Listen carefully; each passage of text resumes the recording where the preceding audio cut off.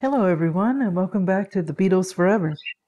We're still with the Beatles in the year of 1966 when they stopped touring and had time to do things they wanted to do and also had more time to be creative in their music. And when we left the Beatles last time, we got to see how they processed some of the songs that were going on the Revolver album. And today we start back with the song I'm Only Sleeping. They had worked on it 3 days previously, and the song was about being lost in a dream. George, he spent 5.5 hours doing the backwards solo sound. George had to plan the order of the notes, painstakingly work out how to play them in a reverse order, record them, do the same with a second guitar using a fuzz box, and finally playing these tapes backwards. Paul and George combined for a duet of backwards sounding guitars. The session didn't finish until 3 the next morning, and they returned later in the day to add vocal harmonies. The following Monday, May the 9th, Paul recorded For No One, the song Paul had written in Switzerland, and probably about Jane Asher. The only other Beatle involved was Ringo on drums, cymbals, and maracas. Paul played the piano throughout and then clavichord. It was a short song, less than 2 minutes, and the next week Alan Sibel added an obbligato on the French horn. John and Paul at this time had a chance to listen to the Beach Boys' Pet Sounds album. This album was different from the surf music they made on the previous albums.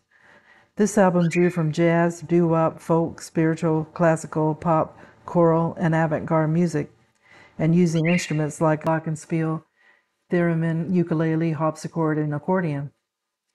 Pet Sounds for John and Paul endorsed their own recording adventure and inspired them to reach higher. Paul would later say that hearing Pet Sounds blew him out of the water. John liked it so much that he called Wilson to tell him that it was the greatest LP he'd ever heard. Performing on TV was becoming a chore for the Beatles. Interviews could be slotted in during breaks in recording, but performances required rehearsals, run-throughs, and travel to television studios. They couldn't satisfy everyone because they had requests to appear on shows as far away from home as Tokyo, Sydney, New York, and Los Angeles. The Beatles decided in 1966 to film themselves playing new singles and selling each clip for up to $20,000 to TV stations around the world. This gave them international exposure on a variety of shows, but it also gave them control over the way they appeared. For the first single, they brought in Michael Lindsay Hogg, the director of the cutting-edge weekly pop show Ready, Steady, Go, and he was to film them in EMI Studios. Over 2 days, Brian's assistant, Tony Bramwell, produced. They shot several versions of Paperback Writer and Rain. Brian worried about it after it was shot that the color material had only been reviewed on a black and white monitor. Epstein then asked a runner from Intertel, the company supplying the cameras and crew, re-record an outdoor location so they could shoot songs in a color as an insurance policy. His only specification were that it be somewhere beautiful, within London and surrounded by trees. The runner found a place called Cheswick House in West London. Cheswick House in West London, an 18th century Neo-Paladin villa 7 miles from Abbey Road. It had beautifully landscaped gardens featuring trees, hedges, shrubs, flowers, and garden ornaments. None of the Beatles or Brian Epstein had been there before, but it sounded right. The Beatles got there early on the morning of May 20th, along with driver Alf Bicknell, Neil Aspinall, Brian Epstein, Tony Barrow, Mal Evans, photographer Robert Whitaker, producer Tony Bramwell, and journalist Sue Mountner from the Beatles Monthly. Paperback Writer was filmed partly in the area of the gardens enclosed by hedges and lined with statues and giant stone urns, and partly in the 18th century glass conservatory. Rain was filmed in the conservatory as well as beside a cedar tree, with children playing on its low-hanging branches. On both the days of the filming, the Beatles were wearing clothes that were bought at boutiques in Chelsea rather than their normal Carnaby Street mod outfits. At EMI Studios, John had worn a patterned shirt with a long floppy collar from Granny Takes a Trip, and George had on a velvet hung-on-you jacket with wide lapels. For the outdoor shot, John wore a black jacket with silk-faced lapels, also from Hung on You. The Beatles were pushing boundaries not only for pop sounds, but fashion as well. They had satin shirts, crushed velvet trousers, brocade jackets, Indian print scarves, kipper ties, and sheepskin jackets from Afghanistan. There was a blurring of cultures, period styles, and genders. Next up, Yellow Submarine was a song for the Beatles, and it was a children's song with a story, a central character, and a sing-along chorus. Paul had woken up with the song playing in his mind. The Beatles spent 6 hours rehearsing and recording a basic rhythm track for it on May 26th, and then Ringo added his vocals. George Martin, he had food poisoning, so he wasn't there, so Jeff Emmerich took charge. In 1967 interview, Paul felt that the colored submarine idea started during a Greek vacation he had taken in 1963. He had been introduced to a spoon sweet known locally as a vanilla submarine or strawberry submarine if it was red. Mastic resin mixed with sugar, submerged in a glass of icy water, and hardened and then chewed or sucked like a popsicle. Paul said it was like a sweet, and it was called a submarine. After the Beatles recorded the basic track with Emmerich, the Beatles returned a week later with George Martin to overlay it with a selection of sound effects, chains, bells, hooters, and tubs of water to create a nautical atmosphere, and chinking glasses, whistles, and whoops for the party spirit. In the studio, there was Brian Jones, Patty Harrison, and Marianne Faithfull, and they joined in the sing-along and added celebratory shouts. Next, we have Ravi Shankar, who had heard of the Beatles but didn't know about their music. He thought it was nice to see George's humility and to know that he wanted to learn. He told George he should go to India, and eventually George did. George Harrison knew he needed more lessons. He was embarrassed about his playing on Norwegian wood. He wanted to learn more, and he was willing to put aside time for practice, and he also wanted to learn more about the Indian culture and beliefs. George was in awe of Shankar. He said that Ravi plugged him into the whole of reality. George said, Elvis Presley impressed me when I was a kid and impressed me when I met him, but you couldn't later go on round to him and say, Elvis, what's happening with the universe? George wanted Shankar to be his mentor, and Shankar sensed that, and he stressed the toil and commitment it required. George knew he would be busy with the Beatles, and he could only say he would try his best. Shankar showed George how to hold the sitar and told him the traditional names of the various notes, and George made a promise to spend extended time with him in India as soon as he was free of the Beatle commitments. Shankar didn't approve of drug use. Those hippies who tripped out at his concerts he didn't approve of. He thought it was disrespectful to the music. Now we go on to the cover of the album. They had Klaus Voormann doing it. The Beatles rejected a montage of black and white images put together by Robert Freeman, who had done all their UK LP covers since With the Beatles in 1963. They wanted something different and more in keeping with their new music. Voormann had met the Beatles in Hamburg in 1960 when he was studying to be a commercial artist, and they were struggling musicians playing in clubs. He, his girlfriend Astrid Kircher, and photographer Jürgen Vollmer were a link between the Beatles and European culture. Before that, the Beatles were influenced by British and American culture. So now the Beatles copied the long, swept-forward hairstyle of Vollmer and Voormann, and also their black turtlenecks. John asked Klaus to do the cover, and he had quit a group he was in, and he was about to replace Jack Bruce in Man for Man. He didn't accept the cover job at first, but then accepted. Voormann went to the EMI studios, and the Beatles played him some of the tracks that were mixed already. Klaus was very impressed with the way that the Beatles were going with their music, and he decided to produce the design adventures pictorially as the tracks were musically. Klaus just asked that they give him old images of themselves that he can incorporate into his artwork. While Voormann worked on his preliminary drawings, John Paul and Pete Shotton went through a pile of photographs. They were images from 1964 to 1965 by Robert Freeman, who they had replaced with Klaus. They then snapped out the images and glued them onto a paper sheet. Voormann transferred these pictures to 4 heads that he had drawn of the Beatles, so that the photos appeared to be coming out of their heads and crawling out of their hair. Voormann's drawings was influenced by the Victorian artist Aubrey Beardsley, and he had died at the age of 25. This LP was different from any other LP cover on the pop market at that time. The Beatles didn't look pretty and they weren't smiling. Their eyes were expressionless. The name of the group was on the spine and on the back, but not on the front. Foreman took what he completed to a meeting at EMI with George Martin and Judy Lockhart Smith, who was engaged to George Martin. Also there were the Beatles and Brian Epstein. Foreman stood the page on top of a steel filing cabinet and waited for their responses. There was a silence that he felt they were disapproving of it. Then he got good comments. They all felt it was a perfect visual complement to the music, even though he didn't have a title to work with. Brian Epstein, he even cried. He was so relieved that it wasn't like the Butcher album. And he told Klaus, "This is exactly what we needed." He said, "I was worried that this whole thing might not work, but now I know that it's covered. This LP will work.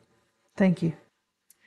And Brian had been busy the past few months making sure the song and the LP were prepared and on schedule. And he was also arranging the concerts in Germany, Japan, the Philippines, and America. June 16th, the Beatles got their shots for travel, and then they performed on BBC's Top of the Pops. And that was going to be their last live TV appearance, other than the satellite link-up for All You Need Is Love in 1967. While on break at the BBC Television Centre in White City, London, NME's Alan Smith had a chance to interview Paul in a bathroom where they could be safe from fans.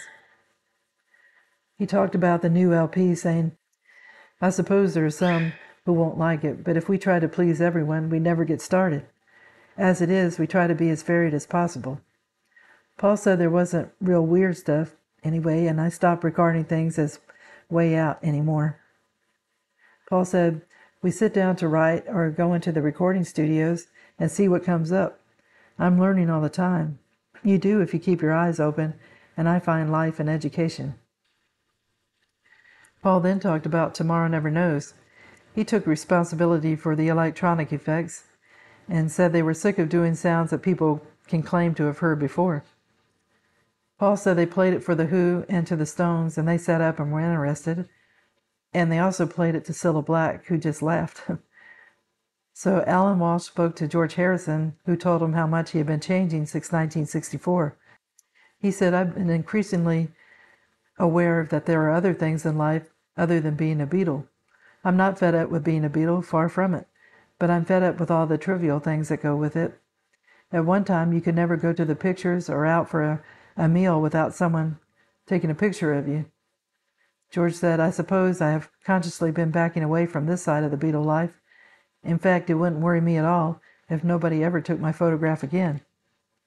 George then talked about their music and the progress they were making. He said that in the Beatles, they were lucky that each of them had something different going on. George said that he was into the Indian thing in a big way. John and Paul had their own thing going on, and there were things that Ringo liked.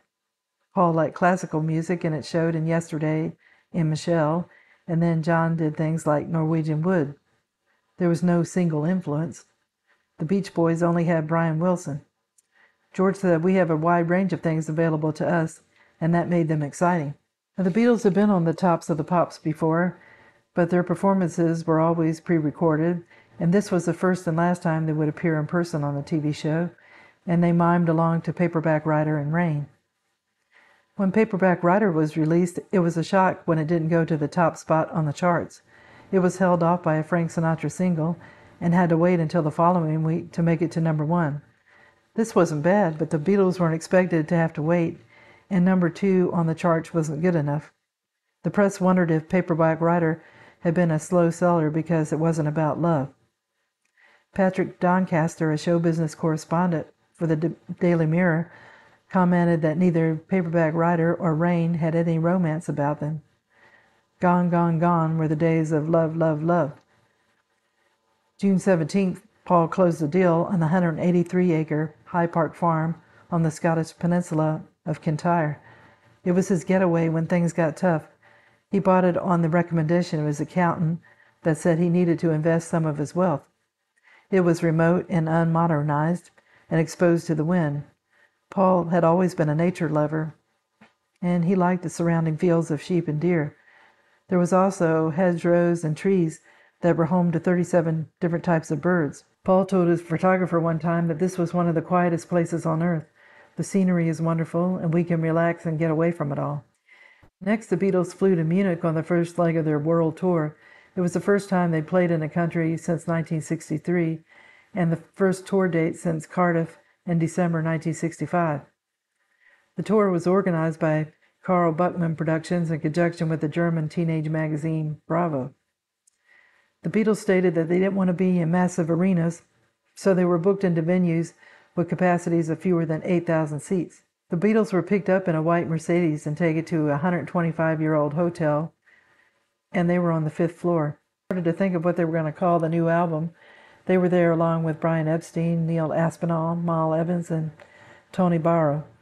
The tracks were played on a small reel-to-reel tape recorder that George brought with him. Paul suggested Magic Circle, John said 4 sides to the circle, and Ringo humorously suggested After Geography, a play on the Stones' recent LP Aftermath. So nothing got decided. They were on their way down to the hotel's nightclub when the elevator got stuck between floors, so they were about 20 minutes late for their press conference. The journalists treated them like they were still children. Did they like Munich? Did they speak German? What sport would they play in if they could participate in the recently announced 1972 Olympic Games in Munich? So they had 2 concerts in that town, held the next day at 3,500-seat Circus Krone at 5:15 and 9 p.m. They played 11 songs, none of them coming from the forthcoming LP, and their performances were not great. They were under-rehearsed and out of tune often, and sometimes they forgot the song lyrics. But it didn't really matter because they were competing against a wall of sound that was louder than they were. It didn't matter to the fans what they sang or how they sang it, but that they were there in person. The opening chords of each song let the fans know what was about to be played, and then they started screaming, and they screamed throughout the song until it ended. The fans were a bit rough, and so were the police in response. It was the first time the Beatles and their entourage saw fans being manhandled and beaten by men in trench coats carrying long clubs. They didn't like what they saw, but they were powerless to intervene. Sean O'Mahony, a publisher and editor of the Beatles Book Monthly, asked Paul if he felt the Beatles were taking a step backwards by playing so many old songs rather than the ones they just created. Paul agreed it was a step back in time, but he felt the audience wouldn't like them playing new material on stage. Germany wanted the old hits.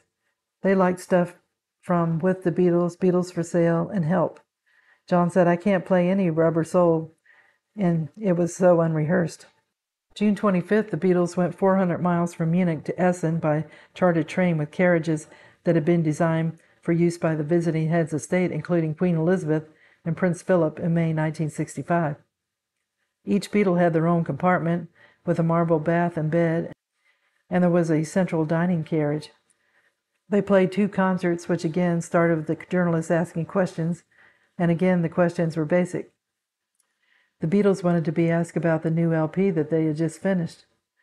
So we'll continue with the Beatles in the next video as they continue on their tour of Germany and see how different things were for them this time around. The Beatles were wrapping up their new LP, and they got their friend Klaus to create a cover that showed their new vision. Next, it was on to doing their last live appearance on TV, and then the start of their world tour. So it's going to be interesting to see how the rest of the tour will go. It didn't start out great. The fans only wanted to hear old songs, and they were all screaming so loud the Beatles couldn't hear themselves sing or play, so things were out of tune. And I'm sure the Beatles felt shell-shocked. I hope you enjoyed the video, and if you did, if you could give it a thumbs up, it would be greatly appreciated, as always. So I wish everybody a good day, and tune in again soon for another episode of the Beatles Forever. Thank you. Bye.